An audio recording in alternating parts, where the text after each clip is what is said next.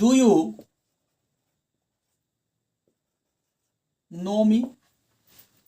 তাহলে এখানে দেখো এই ডুটা কোথা থেকে এলো, কারণ ডুটা একটা অক্সিলিয়ারি, যে প্রেজেন্ট ইনডিফিনাইটে যখন আমরা কোয়েশ্চেন মার্ক তৈরি করি অথবা নেগেটিভ ফর্ম তৈরি করি তখন এই নো থেকে বেরিয়ে আসে অক্সিলিয়ারিটা।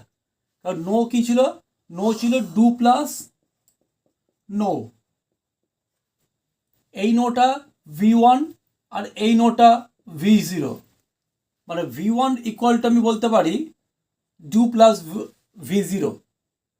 তাহলে এই দুটা কিন্তু কোয়েশ্চেন মার্ক তৈরির জন্য এখানে বেরিয়ে এসছে।